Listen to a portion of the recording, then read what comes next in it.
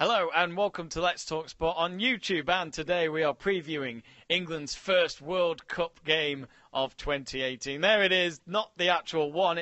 We shrinked it from our machine back at Let's Talk Sports HQ, and yes, someone's going to win that, but not that exact one. England play against Tunisia on Monday night at 7 o'clock, and you know, in all fairness to us all, us English, when we go to work, we go back home. Monday night, Coronation Street and EastEnders is normally on a double bill of Corrie. But no, we get the World Cup game of England playing. At least I've got a good reason, Joe, to go to the pub on a Monday night. You don't need a reason, Jamie. Oh, I like that. But I actually do. If I was drinking on a Monday night at a pub all the time, I'd be a bit worried. Maybe work depression. We'll find out. But anyway, we'll talk about the football because England, the team that is apparently going to win the World Cup, well, they've got to win their opening game just to get themselves going in this group stage. They've got Belgium and Panama in that group as well.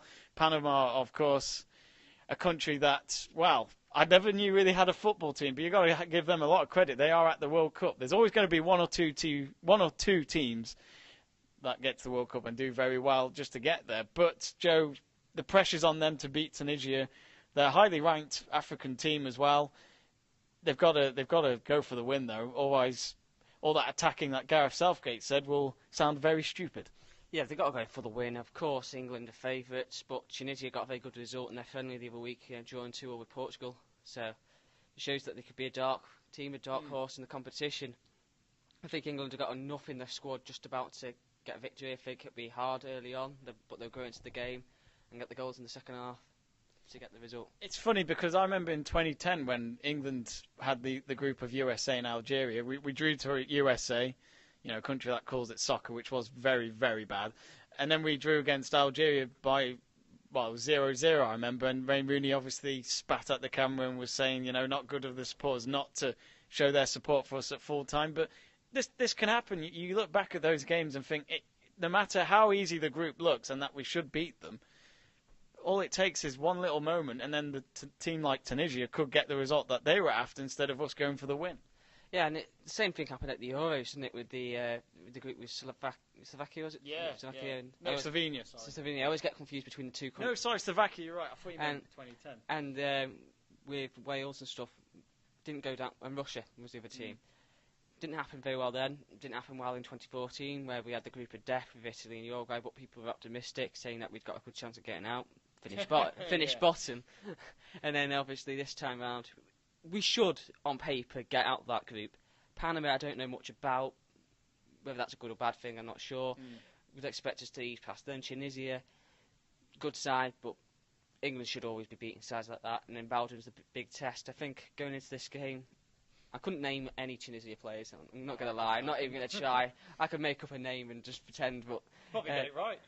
But England should get the results against this sort of teams. They're second-rate teams. They should be getting the results, but anything's possible with England. You could have the team that turns up and perform really well, and you could win 5-0, or we could lose 1-0. Anything wouldn't surprise me. And as well for these players, that it's a very inexperienced team for England. So when they go out there in Russia on Monday when they play their first game, the nerves should surely get to them. Their first major tournament representing their country. Once they get that out of the way, hopefully they can go and do the business. Yeah, Gareth Southgate said that because the team's got no pressure, no one expects them to do anything, that the team should do well, but that could work the other way. Inexperience, could get a bag of nerves, they could just completely fold and fall apart, or they could just go and reach for the stars and just perform really, really well and maybe get as far as they can, but I don't know. Going into this tournament, I think England might make it to the quarterfinals, but we'll have to see how this goes, but this game will win. So, as you've just said, England will win, but by how many? What is your scoreline prediction?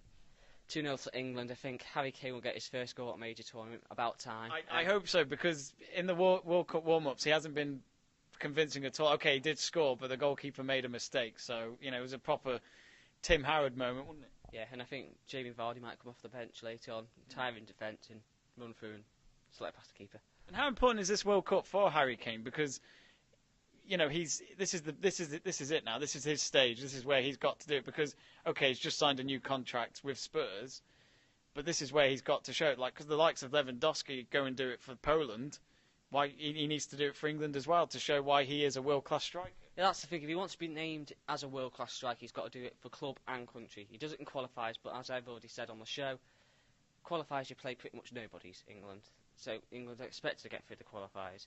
In the major tournament, this is where it is. This is where what it means, and England have got to go out and achieve something. And if Harry Kane wants to be known as one of the best strikers in the world football, he's got to go and perform on a major stage, and he's got to score in these major tournaments. Otherwise, at the end of the day, he's a nobody. It's pointless. You can score for all you want in the Premier League, and I know Connor off camera is just pulling their face at me there, but it is what it is. Harry Kane's the big name. He's supposed to be the England captain, England's talisman. If the talisman doesn't perform at the tournament, the whole team not going to perform.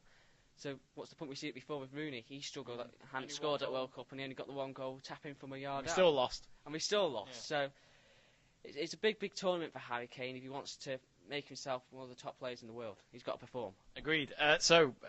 You went for an England win. I'm going to go for a draw. I'm going to go with England 1, Tunisia 1. I just think it's one of those games where we could underestimate the team in front, and Tunisia are doing very well in their region of football. So good luck to England. I'm not confident. Bring it on, the kids.